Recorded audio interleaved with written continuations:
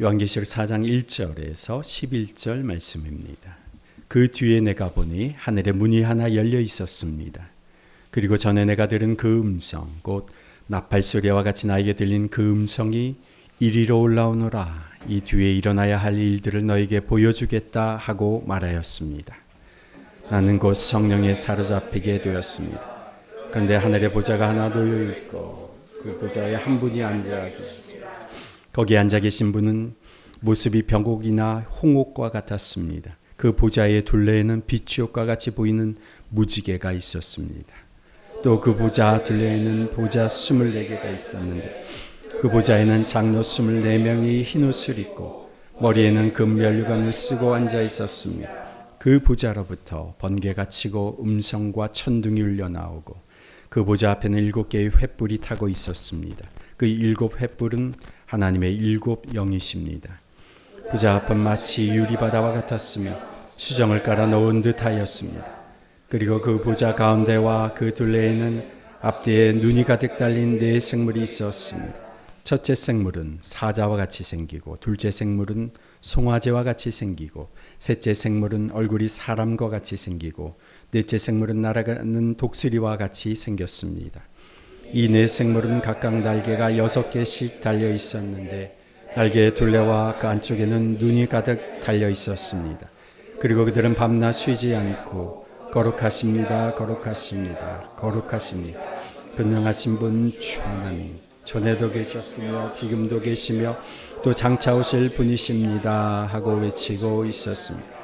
영원무궁하도록 살아계셔서 그 보좌에 앉아 계신 분께 그 생물들이 영광과 존귀와 감사를 드리고 있을 때에 24 장로는 그 보좌에 앉아 계신 분 앞에 엎드려서 영원무궁하도록 살아계신 분께 경배드리고 자기들의 면류관을 벗어서 보좌 앞에 내놓으면서 우리의 주님이신 하나님, 주님은 영광과 존귀와 권능을 받으시기에 합당하신 분이십니다.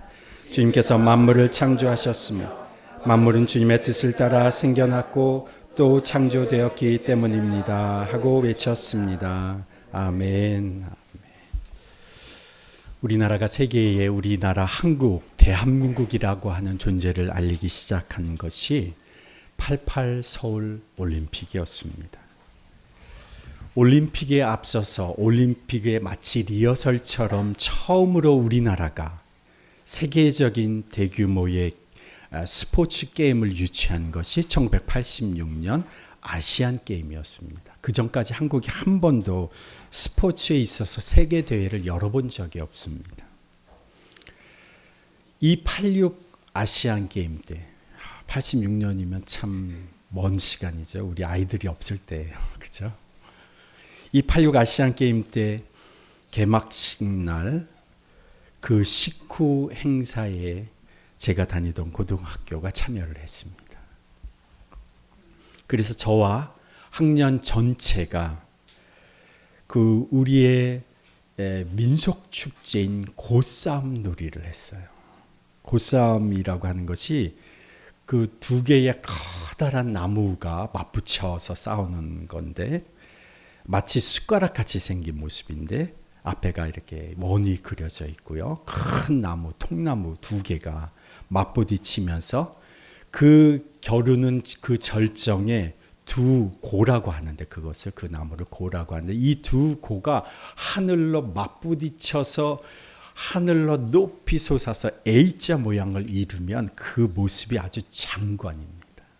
그런데 그 거대한 나무 2개가 부딪히는 것을 엄청나게 사람들이 많이 붙어서 그걸 고를 밀고 당기는데 저는 그 고를 밀고 당기는 것을 하는 게 아니라 그 앞에서 왕의 제복을 입고 저희 반은 힘을 쓰지 않고 그 앞에서 이제 참여를 했습니다.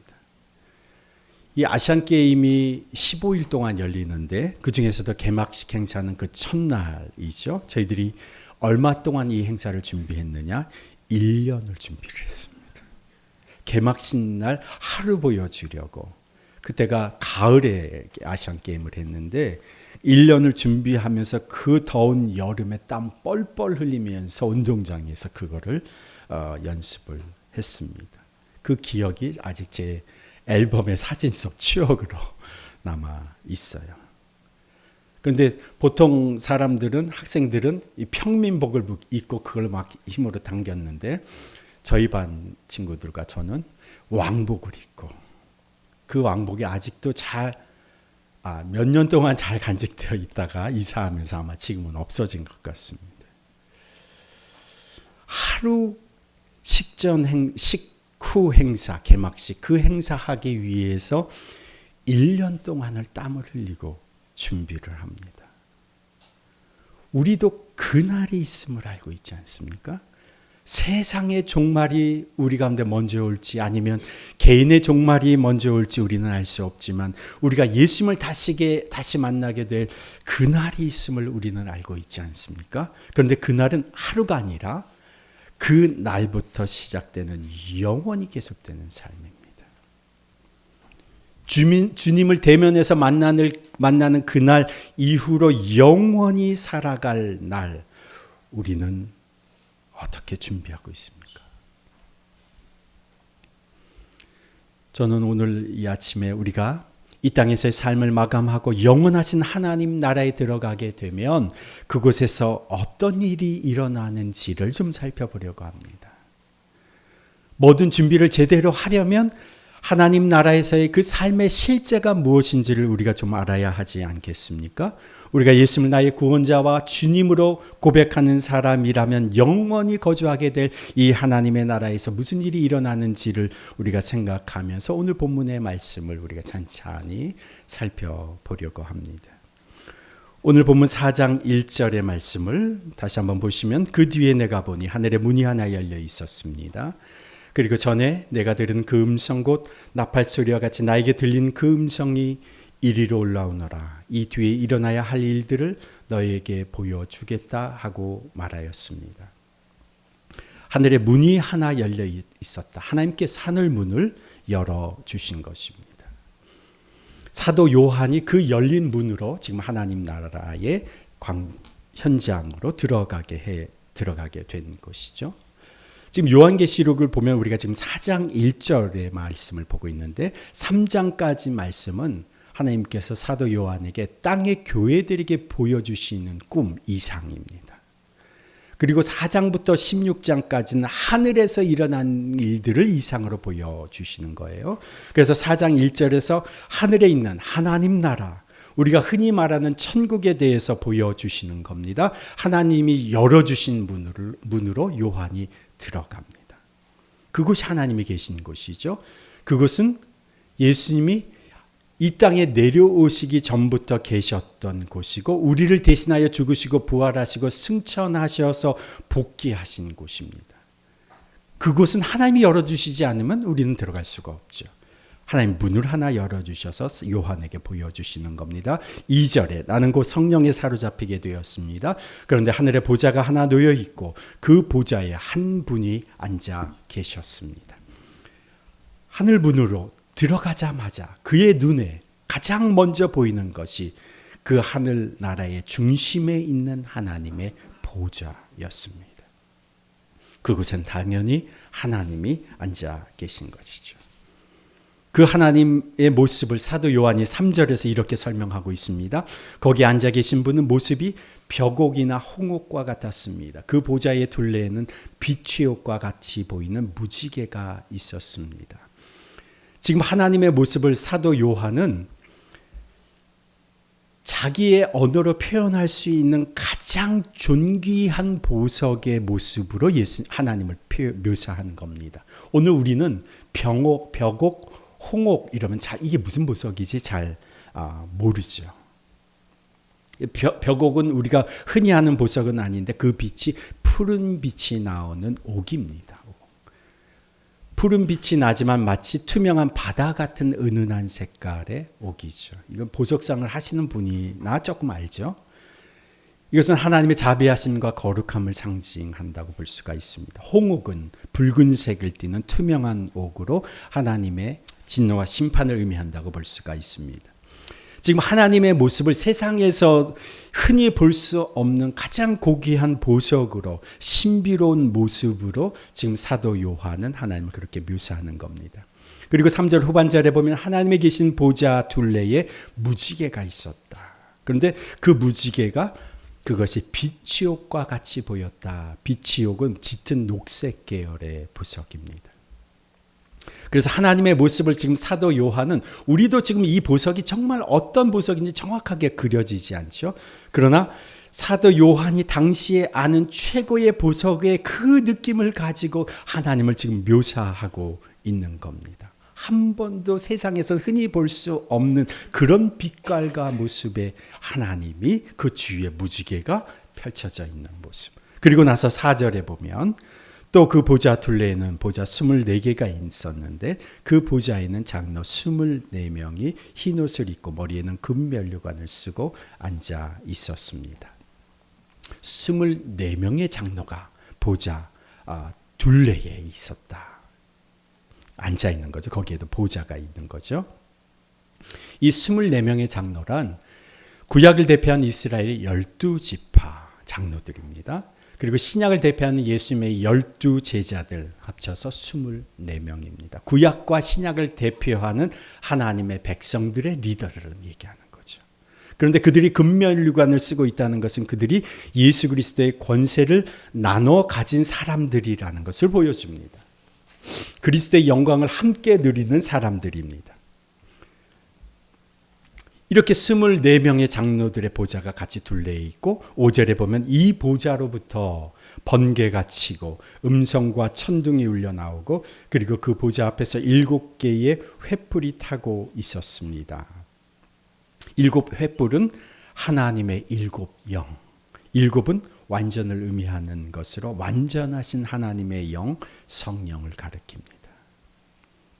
그리고 나서 6절에 그리고 그 보좌 앞은 곧 그 바닥이 수정같이 투명한 유리바다를 이루고 있습니다. 솔로몬 성전을 지었을 때에 시바의 여왕이 솔로몬 성전을 방문했을 때 그 솔로몬 성전의 바닥이 너무도 맑아서 그 시바 여왕이 물로 착각하고 자신의 치마를 걷고 지났다는 이야기가 있습니다. 하나님의 보좌 앞이 수정같이 맑은 유리바다를 이루고 있다는 것은 하나님께 나아가는 자가 그 하나님의 거룩하심 앞에 모든 것이 낱낱이 드러날 수밖에 없고 그 하나님의 거룩하심 앞에 다스림을 받아야만 그 앞에 나아갈 수가 있다는 것을 의미합니다. 그리고 나서 6절에 하나님의 보좌 앞과 둘레에 4 생물이 있었다. 이 4 생물은 모습은 하나는 사자와 같고 또 하나는 송아지와 같고 셋째 생물은 얼굴이 사람과 같고 넷째 생물은 독수리같이 생겼다. 이 4 생물이 각각 6개의 날개를 가지고 있다. 그런데 이사야서 6장 2절에 보면 6개의 날개를 가진 스랍은 천사를 말하는데 천사가 둘로는 얼굴을 가리고 둘로는 발을 가리고 둘로는 날고 똑같이 표현하고 있습니다. 이 스랍이 천사를 말하는 거죠. 그래서 이 4 생물은 천상에 있는 하늘에 있는 특별한 지위의 천사라고 볼 수가 있는데 이들은 하나님 옆에서 하나님을 보좌하고 그리고 하나님을 섬기는 모든 이들을 대표하는 것으로 보는 것이 마땅합니다. 그래서 초대교회는 이 하나님의 보좌 앞에 있는 둘레에 있는 이 4 생물을 사복음서에 비유를 했어요. 마태복음은 사자, 마가복음은 소, 누가복음은 사람, 요한복음은 독수리로 비유를 했는데 마태복음은 예수님을 왕으로 묘사했기 때문에 동물의 왕인 사자의 복음이다 이렇게 얘기를 했고 마가복음은 예수님을 종으로 묘사를 했기 때문에 이것은 소와 같다. 그리고 누가복음은 예수님을 사람의 아들 인자로 표현을 했고 요한복음 예수님의 신성을 다루었기 때문에 독수리의 복음이다. 그래서 사복음서가 예수님에 대해서 설명하고 예수님의 사역을 수종들듯이 하나님의 보좌 앞에 있는 이 4 생물, 이 천사들이 동일한 모습으로 하나님을 수종들고 있음을 우리에게 보여주고 있습니다. 그래서 얼굴과 발을 두 개 날개로 가리고 있는 것은 하나님 앞에서의 겸손을 드러내면서 많은 눈을 가지고 있다. 이것은 풍성한 지식과 올바른 통찰력을 가지고 있음을 나타내 보여주고 있습니다. 제가 지금 아주 씩 이렇게 지나가게 설명을 해드려서 이게 다 이렇게 탁 와 닿으셨는지 모르겠지만, 이것이 우리가 하나님 나라, 우리 종말에 우리가 하나님 앞에 가게 되면 보게 될 하나님과 하나님의 보좌와 그 둘레에 있는 모습이라는 거예요. 지금 한번 여러분이 딱 이렇게 읽어서는 금방 와 닿지 않으시겠지만, 제 설교도 다시 한번 들어보시고 또 말씀을 다시 한번 들어보시면 이 천국의 모습이 어떻게 그려져야 돼요. 그려져야 돼요. 그리고 나서 이제 그곳에서 어떤 일이 벌어지고 있느냐, 그것이 8절부터 설명됩니다. 8절 중반절에 보면, 그리고 그들은 내 생물을 말하는 겁니다. 밤낮 쉬지 않고 거룩하십니다. 거룩하십니다. 거룩하십니다. 전능하신 분 주 하나님, 전에도 계셨으며 지금도 계시며 또 장차 오실 분이십니다. 내 생물이 하나님의 보좌 앞에서 이렇게 외치고 있었다는 거죠. 거룩하시다, 거룩하시다, 거룩하시다. 전능하신 분 주 하나님, 전에도 계셨고 지금도 계시고 장차 오실 분이십니다. 여러분, 이렇게 그냥 들으면 이렇게 와 닿지 않아서 이 노래로, 이 가사로 지어진 노래가 있어요. 우리도 예배 때도 한번 불렀죠. 우리 강 집사님이 소개해 주셔. 우리 주 하나님 큰 영광과 존귀를, 그 찬양에 이어진 찬양에 거룩하다 거룩하다 주 하나님 곧 전능하신 이여, 어제도 계셨고 오늘도 계시며 이제 곧 오실 우리 왕, 이런 가사로 이어집니다. 이런 고백을 누가 드리고 있습니까? 내 생물이 하나님 앞에. 그런데 중요한 것은 이 보좌 앞에서 이렇게 하나님께 외치는 이 소리가 끊이지 않았다는 거예요. 끊이지 않았다. 쉬지 않고, 밤낮 쉬지 않고 하나님을 향한 경배의 외침을 이렇게 외치는 거죠. 거룩하시다, 거룩하시다, 주 하나님. 이런 내 생물에 끊임없이 쉬지 않고 고백되는 이 고백에 이어서 24 장로들도 이 경배에 동참합니다. 9절 말씀해 보시면, 영원 무궁하도록 살아계셔서 그 보좌에 앉아 계신 분께 그 생물들이 영광과 존귀와 감사를 드리고 있을 때에 24 장로는 그 보좌에 앉아 계신 분 앞에 엎드려서 영원 무궁하도록 살아계신 분께 경배드리고 자기들의 면류관을 벗어서 보좌 앞에 내놓으면서 11절 같이 있습니다. 우리의 주님이신 하나님, 권능을 받으시기에 합당하신 분이십니다. 주님께서 만물을 창조하셨으며 만물은 주님의 뜻을 따라 생겨났고 또 창조되었기 때문입니다 하고 외쳤습니다. 이 24 장로들이 자기에게 쓰여진 금면류관을 주님 앞에 내어드리면서 이렇게 고백하는 겁니다. 우리의 주님이신 하나님, 주님은 영광과 존귀와 권능을 받으시기에 합당하신 분이십니다. 이것이 앞에서 어떤 고백이 있었어요? 내 생물들이 끊임없이 하나님을 고백했던 그 외침이 계속 이어지고 있지 않습니까? 거룩하시다 거룩하시다라고 하는 그 고백 속에서 이어지는 24 장로들의 고백이 이렇게 동참되는 겁니다. 계시록 5장에서도 보면 성도들의 기도가 향으로 주님 앞에 올려질 때에 24 장로와 그 네 생물이 함께 새 노래로 하나님을 찬양하는 모습이 나옵니다. 그런데 여기에서 끝나지 않고요. 이제 5장으로 넘어가 보면 이 네 생물과 24 장로들이 노래로 하나님을 찬양하고 나서 이들을 둘러싸고 있는 수많은 천사들, 수만의 천사들이 하나님 앞에 경배의 외침을 드리는 장면이 나옵니다. 5장 12절 11절 12절 함께 읽습니다. 나는 또 그 보좌와 생물들과 장로들을 둘러싼 많은 천사를 보고 그들의 음성도 들었습니다. 그들의 수는 수만이었습니다. 그들은 큰 소리로 죽임을 당하신 어린 양은 권세와 부와 지혜와 힘과 존귀와 영광과 찬양을 받으시기에 합당하십니다 하고 외치고 있었습니다. 지금 수만의 천사들이 이런 고백을 드리는 거죠. 죽임을 당하신 어린 양은 권세와 부와 지혜와 힘과 존귀와 영광과 찬양을 받으시기에 합당하십니다. 여기에서 끝나지가 않습니다. 이런 고백이 있고 나서 하늘과 땅 아래와 그리고 바다에 있는 모든 피조물 만물이 이렇게 하나님께 고백합니다. 5장 13절 함께 있습니다. 나는 또 하늘과 땅 위와 땅 아래와 바다에 있는 모든 피조물과 또 그들 가운데 있는 만물이 이런 말로 외치는 소리를 들었습니다. 보좌에 앉으신 분과 어린 양께서는 찬양과 존귀와 영광과 권능을 영원 무궁하도록 받으십시오. 아멘. 이게 지금 땅과 땅 아래와 바다와 그 안에 있는 모든 생물 피조물이 하나님 앞에 고백하는 찬양입니다. 첫 번째는 누가 하나님 앞에 경배를 올려드립니까? 네 생물이. 그 다음에 24장로들이. 그리고 수많은 천사들이, 수만의 천사들이. 그리고 나서 지금 땅 아래와 하늘 아래와 바다에 있는 수많은 피조물들이 하나님을 찬양하고 경배하는 외침을 더합니다. 제가 소그룹지에 한 그룹이 빠졌어요. 마지막 그룹이 한 그룹이 더 있습니다. 중요한 한 그룹이 더 있습니다.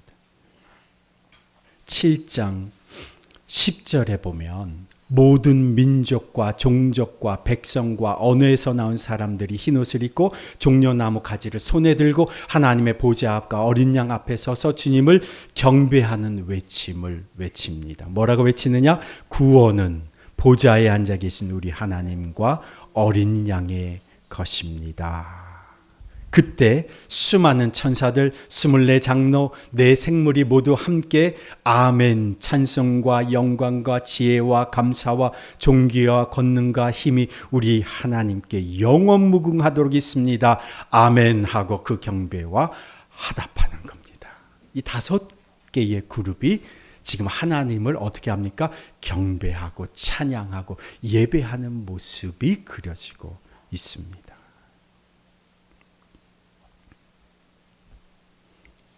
이게 지금 하나님의 나라에서 벌어지는 일이라는 거예요. 천상에서 벌어지고 있는 일이라는 거죠. 그런데 중요한 것은 이것이 네 생물에서부터 시작되는 이 찬송과 경배가 쉬지 않고 끊임없이 이어지고 있다는 거예요.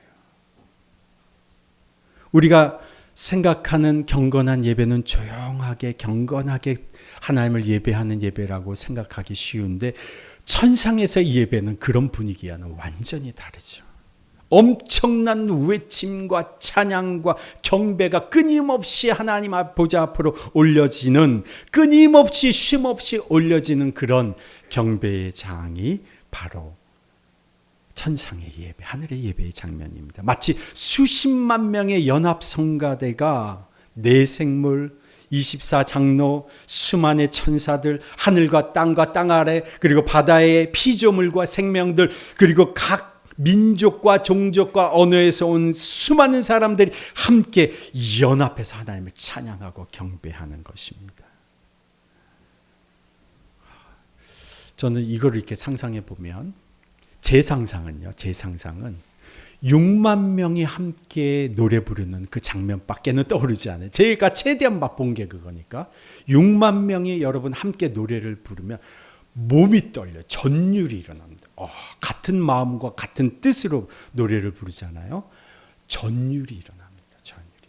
그런데 지금 하나님의 보좌 앞에서 수천 수만 네 생물 24장로 수많은 땅과 하늘의 피조물, 땅 아래에 있는 바다에 있는 피조물과 각 종족과 언어에서 온 수많은 백성들이 그 하나님의 보좌 앞에서 올려지는 그 찬송은 우리의 영혼이 아마 전율할 겁니다. 이런 천상에서 예배가 하나님 나라에서 드려지고 있는데, 그러면 이 땅에서 사는 동안 우리는 무엇을 준비해야 할까요? 천상의 예배에 제대로 참여할 수 있는 훈련을 우리가 해야 되는 겁니다. 하늘 예배에 참여하는 법을 이 땅에서 훈련해야 하는 거죠. 제가 저희 교회 밴드에 영어로 찬양하는 워십팀의 영상 링크를 하나 제가 올려놨어요. 어제 올려놨는데, 우리들이 보통 부르는 노래 분위기와는 좀 사뭇 다릅니다. 엘리베이션 워십이라고 하는 팀이 부른 찬양인데요. 박수와 함성으로 이 찬양이 시작돼요. 한번 여러분 집에 가서 안 들어보신 분들은 한번 우리 교회 밴드, 가입 안 하신 분들은 가입하시고 네이버 교회 밴드 들어가셔서 한번 들어보세요. 함성부터 시작하는데, 박수치며 함성하는 소리가 영어 찬양인데요. 호흡이 있는 모든 자는 여호와를 찬양하라고 하는 박수, 이렇게 하면서 시작을 해요. 근데 그 모든 사람들이 한마음 한뜻으로 박수와 열정 속에서 하나님을 찬양하면서, 그리고 노래도 나오고 하나님의 찬양이 시작됐는데, 아마 우리가 이 땅에서 보고 우리가 이 땅에서 경험한 어떤 예배도 하늘의 예배를 대신하거나 하늘의 예배를 짐작하게 하지는 못할 것입니다만은, 우리는 이 하늘의 예배를 이 땅에서부터 준비해야 한다는 것이죠. 그런데 우리가 생각해 보면 오늘 이 땅에서의 우리의 예배의 모습은 참 여러 가지 면에서 제한되어 있고 제약이 있습니다. 문화적으로, 경험적으로, 지역적으로 제한되어 있어요. 어떤 교회는요, 정말 조용하고 경건한 분위기에서 예배를 드립니다. 볼펜 하나 떨어뜨리면 모든 사람들이 다 들리고 쳐다볼 정도로. 전에 드렸던 교회가 거의 그랬죠. 볼펜 하나 떨어지면 모든 사람들 그 소리를 다 들을 수 있을 만큼 정적 속에서 예배를 드리는 교회도 있어요. 어떤 교회는 떠들썩하고 아주 열정적인 분위기에서 예배를 드립니다. 어떤 교회는 예배에 사용되는 악기를 파이프 오르간만 씁니다. 그리고 찬송도 전통 찬송가만 부르는 교회가 있죠. 어떤 교회는 여러 악기의 밴드가 드럼까지 갖추고 현대식 노래만 부르는 교회도 있습니다. 어떤 교회는 정해진 예식에 따라서 매주 문서화된 기도와 예식서를 집행하면서 예배를 드리는 교회도 있습니다. 아프리카의 어떤 교회는 예배 순서가 없어요. 즉흥 찬송으로 2시간, 3시간 설교전 찬송을 부릅니다. 어떤 교회는 무대를 비추는 조명시설과 영상시설을 갖추고 콘서트식 예배를 드리는 교회도 있고, 어떤 교회는 아주 간단하게 서로 모두가 함께 참여하는 예배를 드리는 그런 교회도 있습니다. 우리가 지금 드리는 여러 가지 종류의, 여러 가지 다양한 형태의 예배를 다 합친다고 해도 우리가 지금 하나님의 천상에서 드리는 그 예배의 위엄과 그 경건과 그 거룩과 능력을 다 담아낼 수는 없을 것입니다. 그러나 분명한 것은 우리가 참여하게 될 그 하늘의 예배를 우리는 이 땅에서부터 참여하는 훈련과 경험하는 훈련을 해야 한다는 것이죠. 마가복음 12장 30절에 보면 예수님께서 율법 교사들이 무엇이 가장 중요한 하나님의 계명이냐 묻는 질문에 이렇게 말씀하시죠. 내 마음을 다하고 목숨을 다하고 내 뜻을 다하고 내 힘을 다하여 너희 하나님이신 주님을 사랑해라. 이것이 가장 우선되는 첫 번째 계명이다. 이것이 뭡니까? 우리의 마음을 다하고 목숨을 다하고 뜻을 다하고 힘을 다하여 하나님을 사랑하는 것, 이것이 무엇입니까? 이것이 예배입니다. 1643년 웨스터민스터 총회에서 제정된 평신도 교육을 위한 웨스터민스터 소요리 문답이 있습니다. 이것은 지금도 많은 개신교 교회에서 교리 교육으로 쓰는 교재이기도 한데, 그 문답서의 첫 번째 질문이 사람의 제일 가는 목적이 무엇인가? 이에 대한 대답이요, 사람의 제일 되는 목적은 하나님을 영화롭게 하는 것과 영원토록 그를 즐거워하는 것이다. 인간의 목적은 하나님을 영화롭게 하는 것, 그것은 하나님을 예배하는 것입니다. 마음을 다하고 내 목숨을 다하고 내 뜻을 다하고 내 힘을 다하여 사랑하는 것은 곧 마음을 다하고 내 목숨을 다하고 내 뜻을 다하고 내 힘을 다하여 하나님을 예배하는 것이다.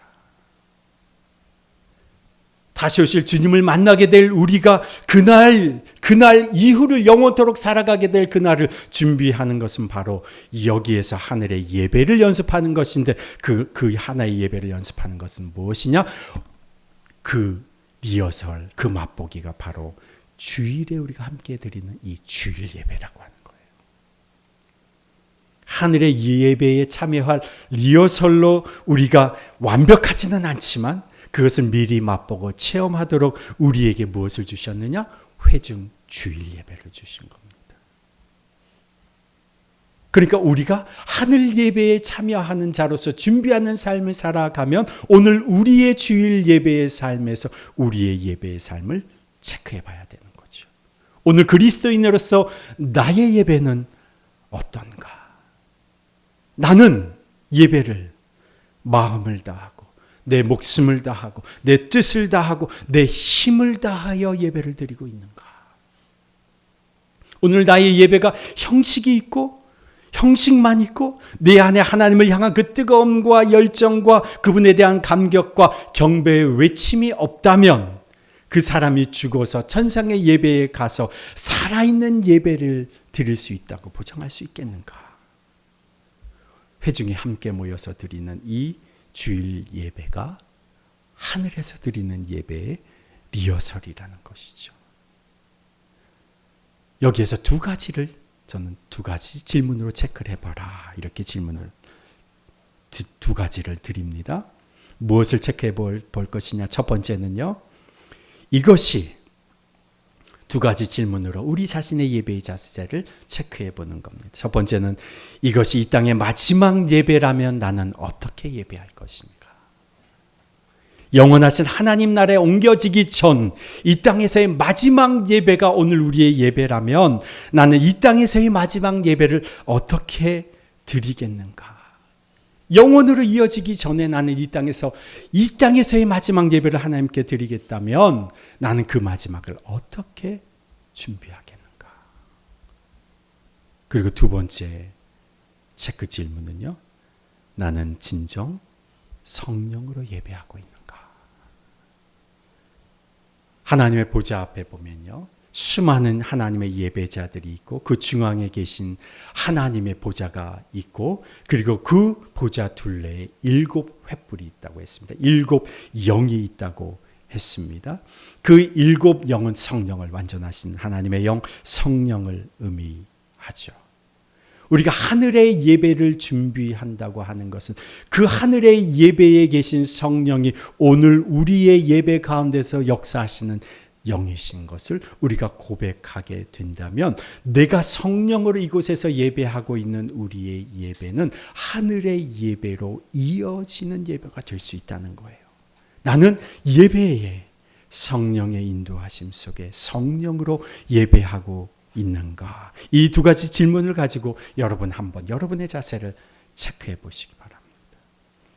소그룹에서도 한번 이 두 가지 질문을 가지고 우리들의 예배의 자세를 한번 체크해 보시기 바랍니다. 예배의 대상은 오직 하나님입니다.